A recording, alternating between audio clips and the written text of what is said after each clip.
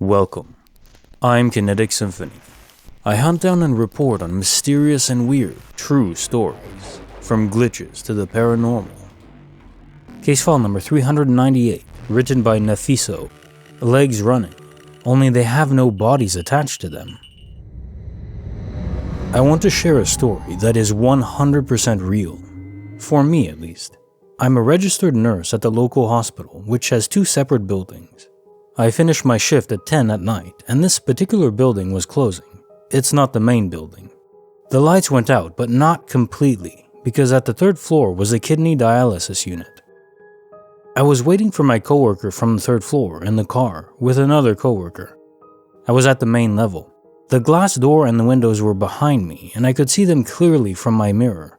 There were little offices divided with thin drywall, and between the two sections of them was a door. All of the walls at that level had big glass windows from top to bottom.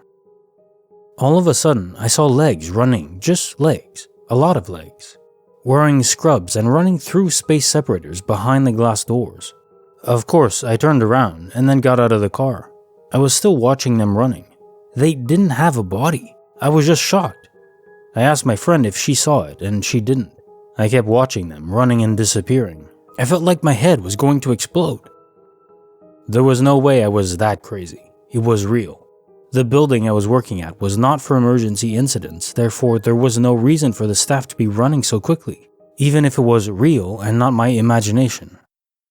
10 years later, my mother got sick and was hospitalized at the main building. She died from a heart attack. The nurses there were running to get to her, and I remembered what I saw that night. I'd like to know others' opinions on that. I can't tell it to anyone else because they say the same thing. It was my imagination. I was tired, etc. But I was not tired. In fact, I was lucky enough to be working at that part of the hospital where the pace was completely smooth and calm. To this day, it is still real. Very real. Case file number 399, written by reddetteuserr. The one true ring that will not leave. When I was a teenager, I got a set of inexpensive stacking rings from a high street shop. They were 3 geometrically shaped rings, a square, a circle, and a lozenge shape. I liked the lozenge the best, so I wore it all the time to school and to other things. I was on a short trip away about a year after buying this, and, of course, I brought it with me as it was still my favorite piece of jewelry at the time. I was in a department store and went to the bathroom, taking off my ring to wash my hands and leaving it by the sink. Big mistake. I forgot about the ring and only realized I had lost it by that evening. I knew it would be long gone, and there was no point in even looking for it because it was in the bathroom of a major department store on a famous tourist street in the city I was visiting. And then, bizarrely, a couple weeks later, once I was back home, I put my hand in the pocket of my coat, and there it was. I hadn't even been wearing that coat that day, and I obviously checked my pockets and bag when I realized it wasn't on my finger that day anyway. Since then, that specific ring has done a disappearing act a few more times, always showing up again in my house. One time, I lost it and genuinely had no idea where it was at all, until it turned up literally on my jewelry dish on my desk. Now I just keep it in a box for safekeeping. I can't ever give it away, it'll probably just come back to me anyway. Case notes, file number 399.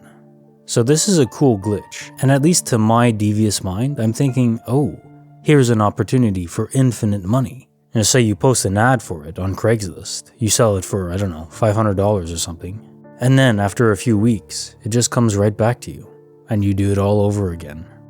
Ooh, pure evil. Case file number 400, written by Ruschnav, when an entire book section goes missing. This happened a couple days ago, and still kind of weirded out by it. So I go to local thrift stores at least once a week or so to look for new reading material, and getting a good deal on them is always a plus since I read so much. I've gone to this specific store for around a year or so, and while they never had a great selection, I picked up around 7 books in total. I went there a few days ago to peruse, and to my disappointment, the book section was completely gone and replaced by a clothing section. I was sad, of course, since this location is a stone's throw away, but I get that paper books aren't as popular anymore and probably don't run a huge profit with low volume. There was an associate nearby stocking the shelves, and I asked him about the books.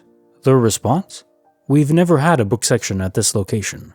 I thought that was an odd response since I know I purchased books there before, but I didn't recognize that worker, so I thought they must just be new. After that, I found a few items that I liked and went to the register. While I was checking out, I asked the cashier about the book section and got basically the same response. I don't remember having a book section here. You must be thinking of somewhere else. I then asked how long they worked there. They've been working there for 3 years. I have gone there in the past year and I know I bought books, so logically I was flabbergasted. Brushed it then, checked out, and left. After this, I checked on Google for that store, and none of the customer pictures have a book section in them. Pictures from the thrift store itself show the outside and the main entrance. The books were usually kept in the far corner, and from what I can tell in their pixelated pictures, it does not seem like the taller bookshelves were there, but not 100% sure on it. I don't keep any receipts for small stuff like this, but I still have those books, and I specifically remember being in that store buying those books, which is why I'm still confused about it.